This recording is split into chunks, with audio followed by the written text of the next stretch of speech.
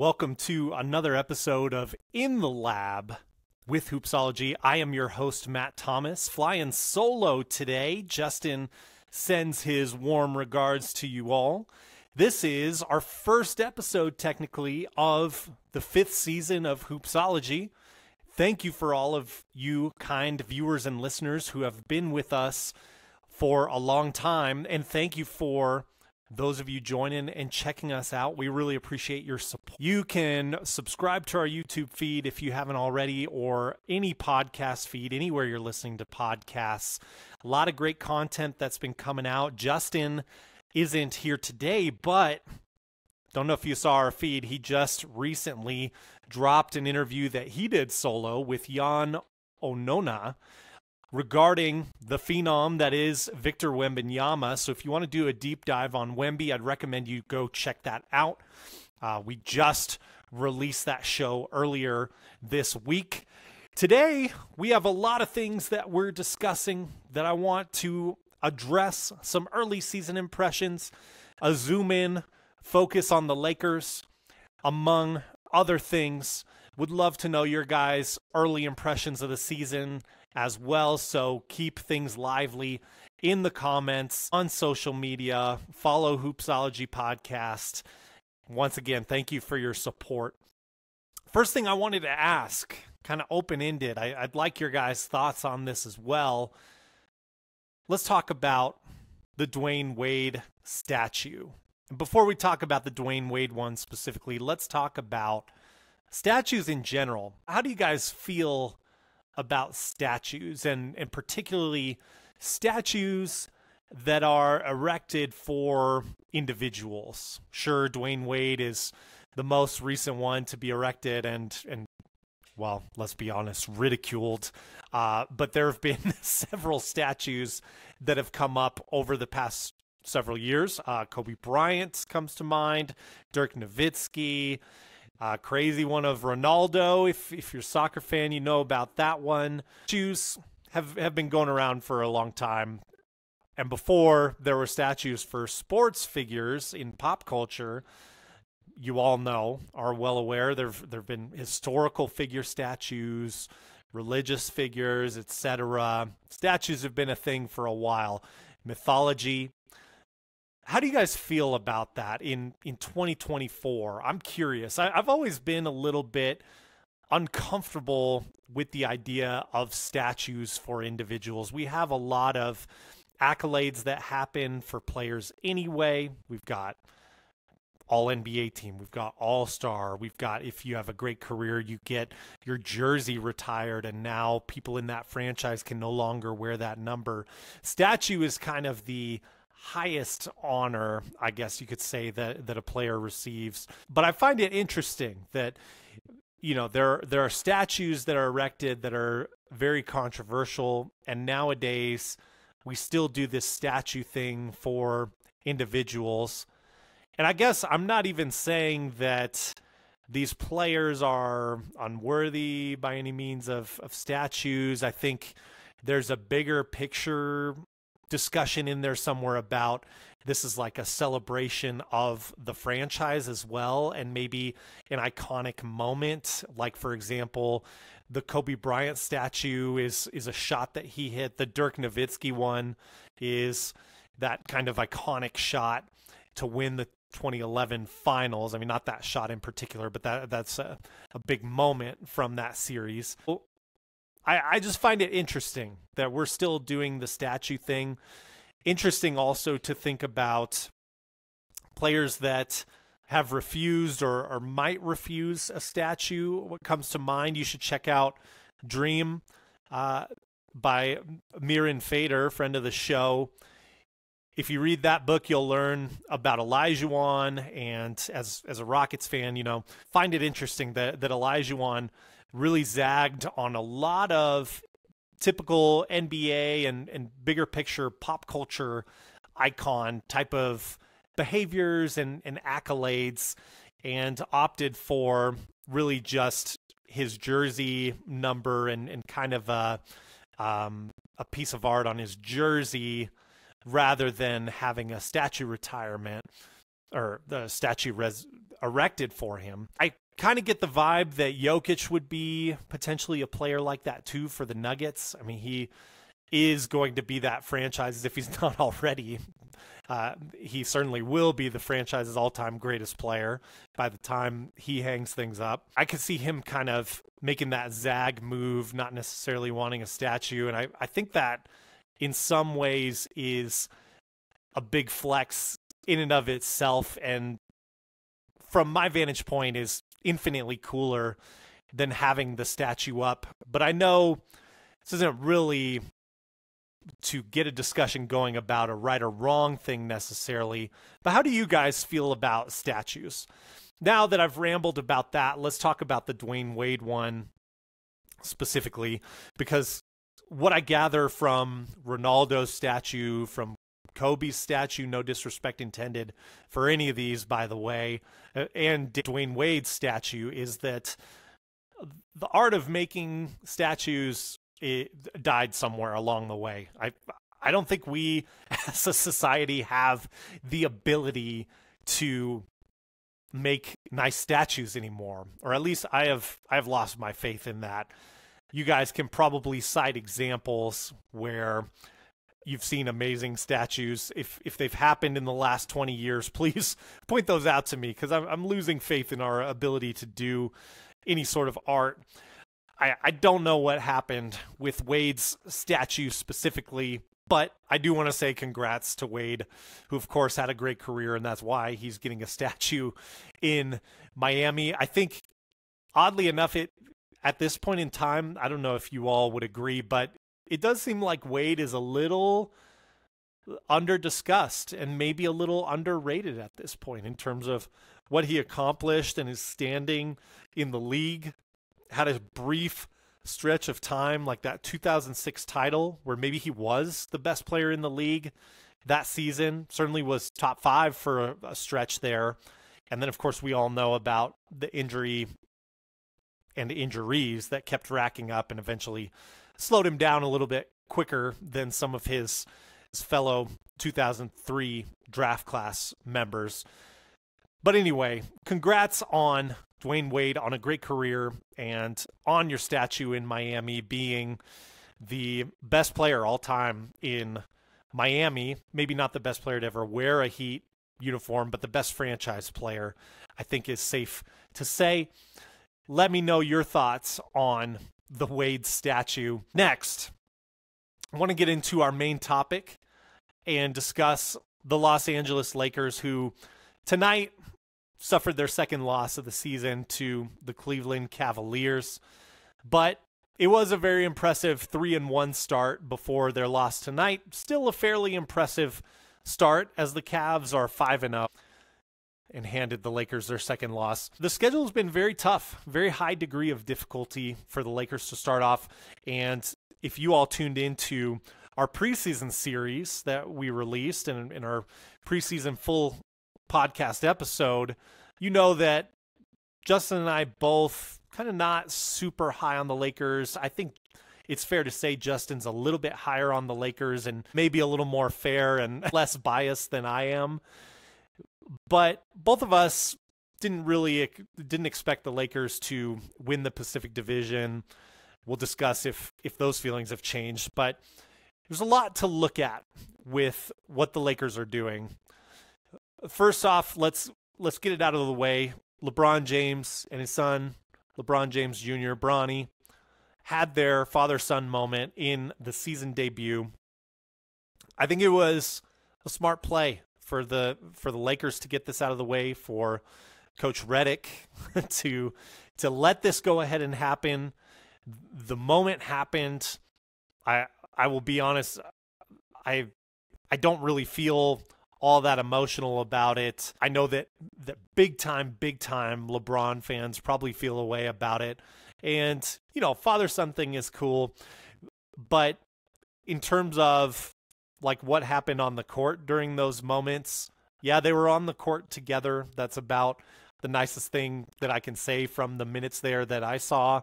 There are a lot of bricks that happened, a lot of just not the greatest stretch of basketball for the Lakers, just frankly. But They had the moment, they got it out of the way, and now it seems like Bronny is going to be spending more time where I believe he rightfully belongs, in the G League, honing those skills.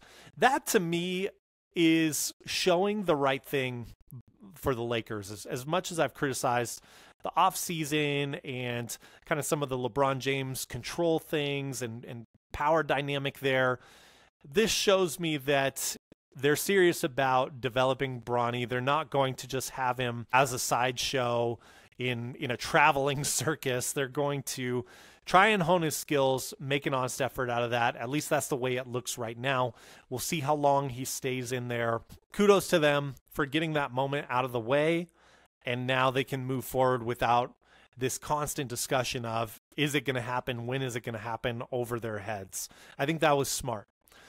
I want to also say, on another positive note, I think JJ Redick is doing a great job as a coach from what we've seen thus far. And the primary thing that has happened that I would assume he has been able to and been instrumental in orchestrating is finally passing the torch where it should have been passed from Anthony Davis's first arrival to the team. And this is, of course, talking about Anthony Davis being the leader, the primary option on this Lakers team, rather than LeBron James. And this, again, is not intended as a slight against LeBron James. We know his ability to perform at this age, yes, goes without saying, that's incredible, but he should not be a primary option. I said towards the end of the season last year, as the Lakers were being eliminated, you can't really expect to win a title paying LeBron James max money. I still feel that way, but at least now on the court, LeBron's averaging, I don't know what the total is after this Cleveland game, but it was about 20 points per game so far this season, and that feels about right. Anthony Davis is getting his time to shine, and he should be. He is the MVP on this team and has been since his arrival. It should be a great season for Anthony Davis. I'm glad to see the focus is in the right place. Furthermore, the Lakers have a nice balanced attack. I think that's both a plus and a concern for me. They have a lot of weapons that are contributing and performing well.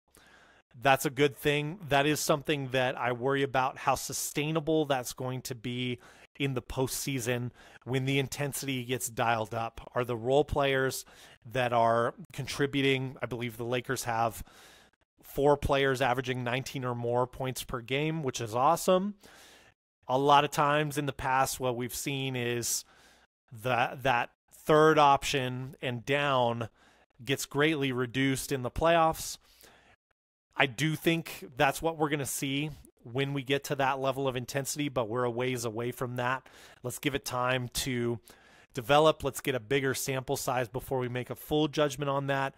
But this Lakers roster, I would say right now, is better than I felt it was going to be going into the season, even with the loss to the Cavs. And having said all this, there's a lot of positives there for the Lakers early on. So I want to kind of give them that, as I've been more negative leaning on the Lakers overall. However, something that's still worthy of discussing is the free throw differential that continues to be the case, especially for the regular season for the Lakers. They had a plus 420 free throw differential last season. So over 82 games last season, the Lakers shot 420 more free throws compared to their opponents. This was more than double second place Milwaukee Bucks. A ridiculous number, a number that's hard to see and think that there isn't some kind of bias going on towards the Lakers. And obviously, I don't want to ascribe intentions to the league or anything like that. We know LA is a huge market, but it's hard to see that number and that disparity and not see it as some kind of intentional trend. But again, I can't say with full certainty that's the case. I believe when the Lakers played against the Timberwolves in their debut, the free throw differential was 39 free throws for the Lakers compared to 17 for the Timberwolves, which is absurd. A plus 22 free throw differential. And I just don't think, in terms of strategies, in terms of aggressiveness, getting to the rim and things like that, I don't think the Lakers' style matches enough of a difference of the teams to warrant that free throw differential continuing to be the issue. Ultimately, I think if it is the case, and I'm not saying it is, but if it is the case that there's a bias that the Lakers are getting in terms of free throws during the regular season, that does vanish during the playoffs, which is yet another reason I think we will still see a fairly early exit for the Lakers when the playoffs come. But again, let's let this team develop and come together.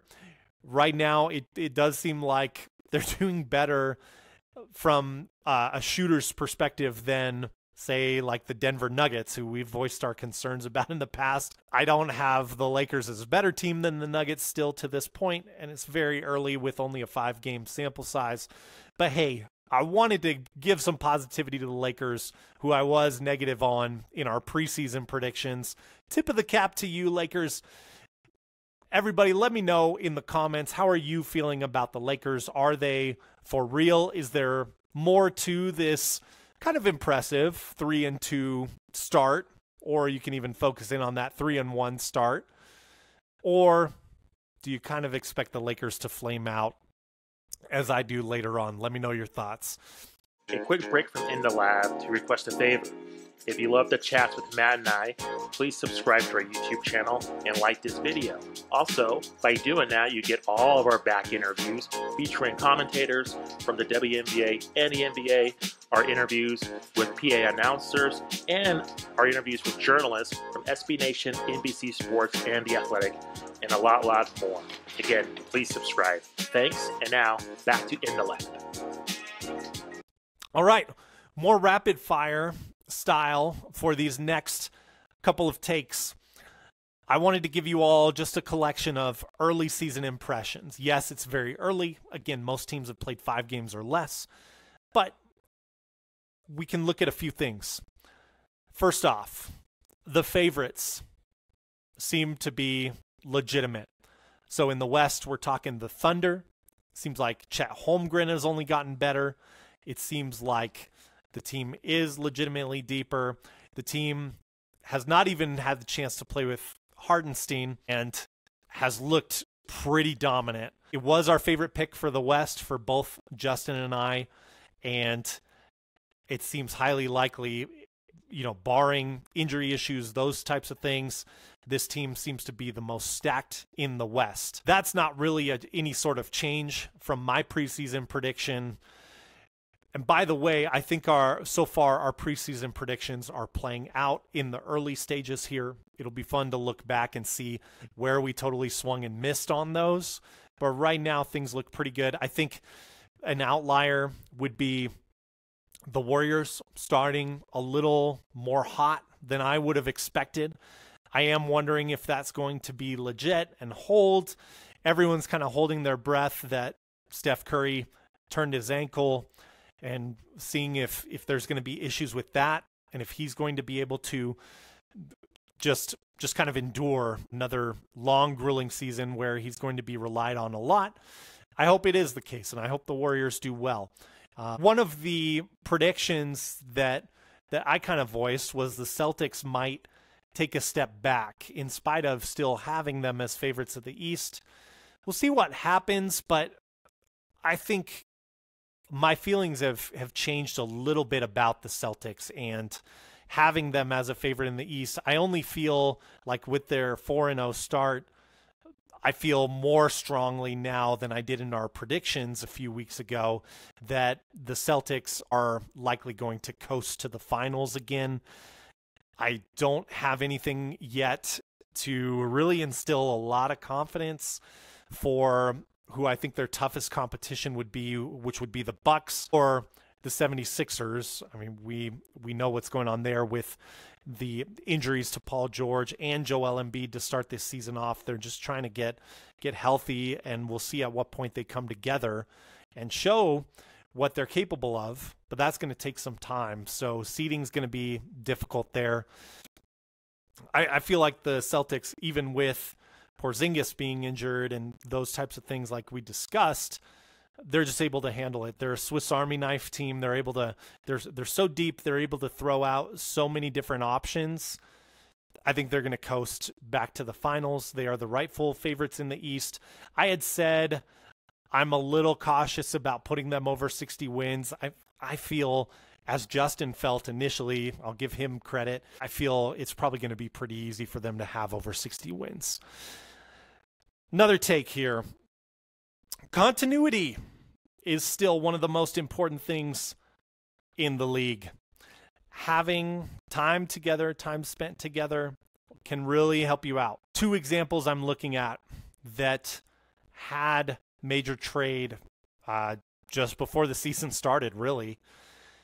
The New York Knicks and Timberwolves, who traded with each other, I think we're seeing them having to go through this process a little bit of figuring out how they use these new pieces. Karl Anthony Towns in New York, and then Julius Randle, how does he fit in with the Timberwolves? It's been a little bit clunky, a little bit questionable how this is going to work out. We'll see. I'm sure both of these teams are going to turn that around and climb back towards the top of the standings. It's, again, very small sample size, and it always takes time for players to gel after major trades like this.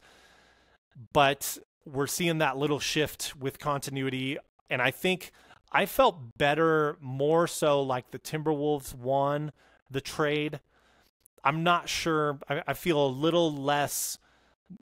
little more uneasy about that now, I guess, looking at how that offense might fit and function together and whether or not Julius Randle is going to be able to fit into that offense nicely, and if that offense will still have enough space to function in a 2024 NBA. So continuity is important. Last take here real quick. The Rockets, who, yes, are my favorite team, as regulars of the show know. If I'm the Rockets right now, you have a lot of young talent. There are rumors going around about maybe Jimmy Butler is an option for the Rockets.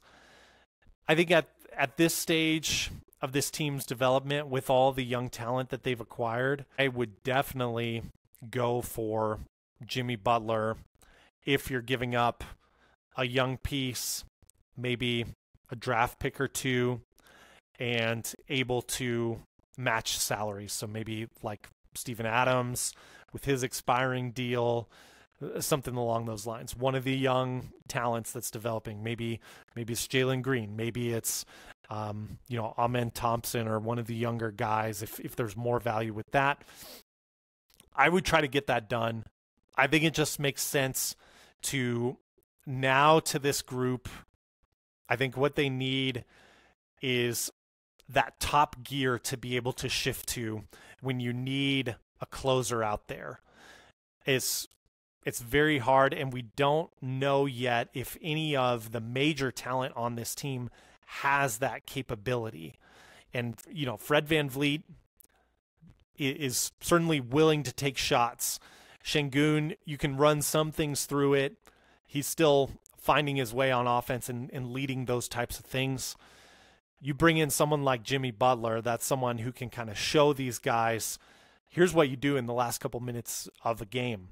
He's been one of the best in the league consistently, and furthermore, when the pressure is higher in the playoffs, he has been even better in terms of being able to close out those games and be clutch. So bring this clutch player to Clutch City. Hey, it's corny, I know, but I think it would be a great option for the Rockets. They can make the cap work, certainly, and I think they can take a risk in losing young talent to open up more playing time to keep the chemistry of this team up as well. They're only 2-2 right now. There's a lot of season left, obviously, as I keep saying through this episode. I do think the Rockets are going to be a factor in that Southwest Division. Probably not going to overtake the Mavericks, who are off to a good 3-1 start, but I do think the Rockets can stay above the Pelicans, and I do think it's going to be interesting to see what the Grizzlies continue to do since Ja Morant is back and up and running and everything. So curious to hear what your guys' thoughts are. Who has impressed you? Who has disappointed you? There's plenty of teams that I admittedly have not touched on this episode, but we touched on all those teams in our preseason prediction series, which you can find on YouTube, or you can find our In the Lab podcast episode about that. With that, I'm going to, for Justin and myself, call this podcast a wrap, and thank you all for tuning in and supporting. Be on the lookout. We have some fantastic interviews coming out that I'm very excited for you all to hear. Until next time, take care.